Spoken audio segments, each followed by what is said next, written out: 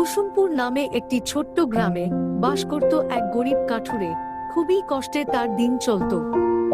ঘরে তো কিছুই নেই, কি রান্না করব? তুমি জঙ্গলে গিয়ে কাঠ না কেটে আনলে, বিক্রি না করলে আমাদের ঘরের জিনিসপত্র কি করে আসবে? যাও, তাড়াতাড়ি যাও, কাঠ কেটে বিক্রি করে তারপর যা কিছু পাবে তাই দিয়ে ঘরে চাল ডাল নিয়ে আসবে। আজকালকার দিনে আর কাঠ কেটেও লাভ পাওয়া যাচ্ছে না, আর জঙ্গলগুলো তো ফাঁকা হয়ে আসছে। জানি না এরপর কাঠ পাবো কিনা, হয়তো এরপর গভীর জঙ্গলের দিকেই যেতে হবে। মোটামুটি এখন যা পাই সামনে থেকেই কেটে নিয়ে আসি। আর হ্যাঁ, একটু তাড়াতাড়ি ফিরে আসবে, কারণ তুমি তো জানো আমাদের ছেলেটাও না খেয়ে আছে। তাড়াতাড়ি করে ফিরে এসো কিন্তু। ঠিক আছে, চিন্তা করো না, আমি খুব তাড়াতাড়ি ফিরে আসবো। তোমাদের জন্য যা প্রয়োজন সবকিছুই আমি নিয়ে আসবো, চিন্তা করো না। ঠিক আছে, আমি এখন চলি।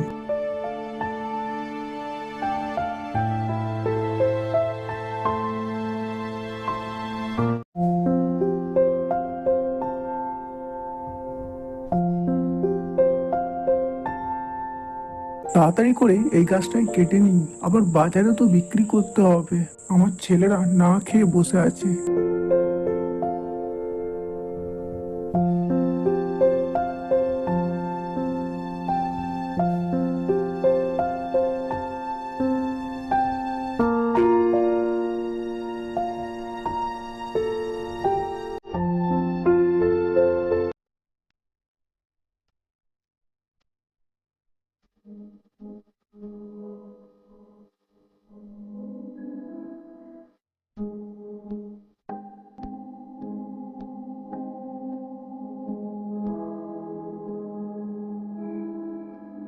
বাহ গোবিন্দ, এবারে কাঠগুলো তো খুবই সুন্দর।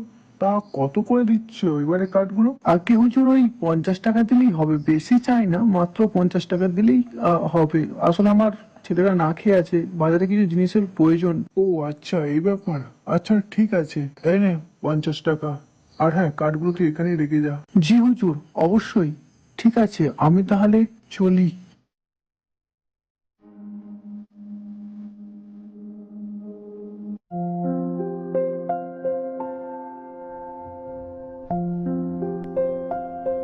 তুমি সব জিনিসপত্র নিয়ে চলে এসছো? যাও, এগুলো রেখে তাড়াতাড়ি হাত মুখ ধুয়ে এসো। আমি তো তোকে রান্নাটা বসিয়ে দিই। যাও, তাড়াতাড়ি যাও। সত্যি তুমি ঠিকই বলেছো, খুব খিদে পেয়েছে সারাদিন খাটাখাটি করে। উফ, আমি হাত মুখটা ধুয়ে আসি, তুমি বরং তাড়াতাড়ি রান্নাটা করে ফেলো।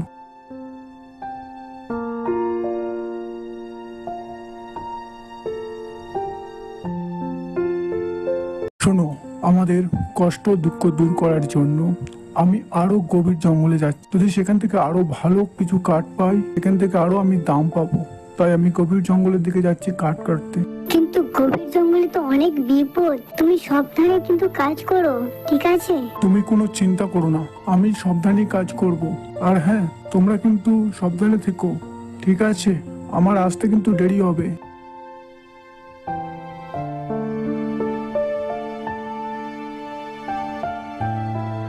আরে ভাই, খবর শুনেছো? গোবিন্দ গভীর জঙ্গলে কাঠ কাটতে গেছে, যেখানে ভাই কোনো বিপদের শেষ নেই। আর গোবিন্দ মনে হচ্ছে আর বাঁচতে চায় না প্রাণে। আরে ভাই, তুমি ওকে চেনো না? ওর নাম গোবিন্দ। ও গভীর জঙ্গল থেকেও ঠিক না ঠিক কাঠ কেটে নিয়ে আসবে। ভাই, তোমার আমার মতো না, ও খুবই সৎ এবং পরিশ্রমী ব্যক্তি, ঠিক আছে? গোবিন্দ বেটার সাহস আছে বলতে হয়, নাহলে একটা গভীর জঙ্গলে যাওয়ার সাহস পায় কি করে? হ্যাঁ, আরে ভাই, আর প্রাণের ভয়, বেঁচে থাকতে হলে অনেক কিছু করতে হবে। আর কি বলবো তোমাকে, তুমি তো সবই জানো আমাদের এই অবস্থা। গোবিন্দর মতো নেই।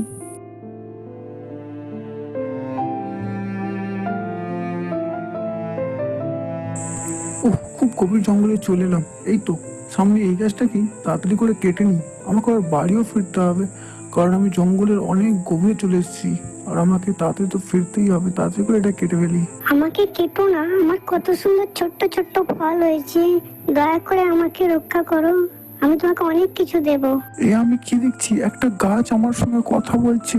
এটা কি করে সম্ভব, কি করে হচ্ছে? আমি তো বিশ্বাসই করতে পারছি না।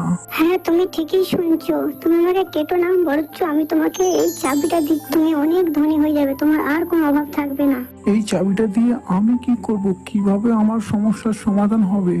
যখনই তুমি এই চাবির কাছে কোনো কিছু চাইবে, এই চাবি তখনই তোমাকে সমস্ত কিছু দেবে। বাহ, দারুণ ব্যাপার। চলি গো বন্ধু, চলি, আবার পরে দেখা হবে।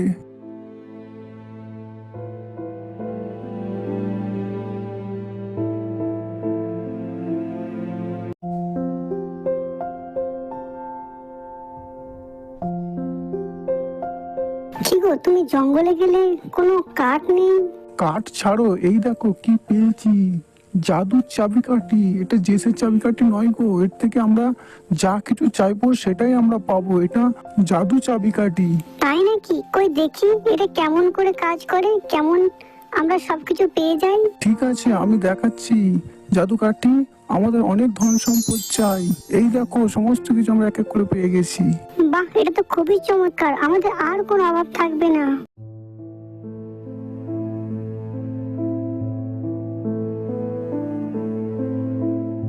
আমি ভেবেছিলাম গোবিন্দ বেটা সৎ, কিন্তু ও তো দেখি কত সোনাদানা চুরি করে নিয়ে এসছে। ওর ঘরের সামনে কত সোনাদানা পড়ে। সৎ না চাই, আমি আগে থাকতেই জানতাম গাড়িতে কোনো কুমতলব রয়েছে, শেষে কিনা চুরি করলো। চলো মহারাজের কাছে যাই, গিয়ে সব বলি।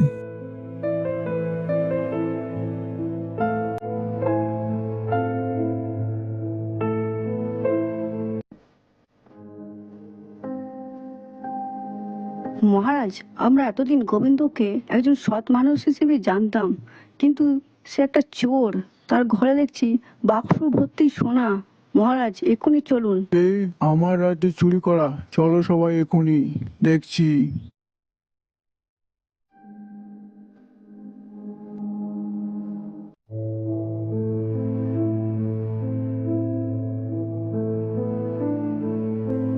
গোবিন্দ, আমি এতদিন জানতাম তুমি একটা সৎ এবং সাহসী মানুষ, কিন্তু তুমি যে এইসব চুরি করে আনবে সেটা আমি কখনোই ভাবতে পারিনি। এইসব তুমি কোথা থেকে চুরি করে নিয়ে এসছো? মহারাজ, আমি চুরি করিনি।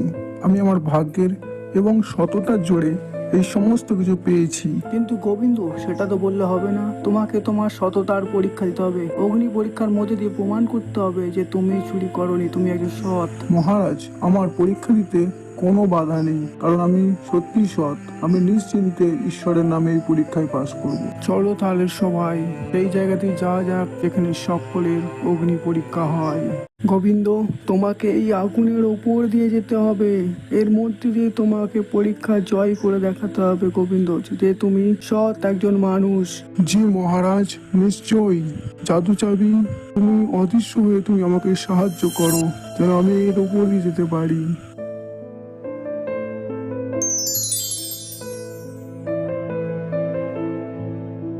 সত্যি গোবিন্দ, তুমি প্রমাণ করে দেখালে যে তুমি একজন সৎ একজন মানুষ।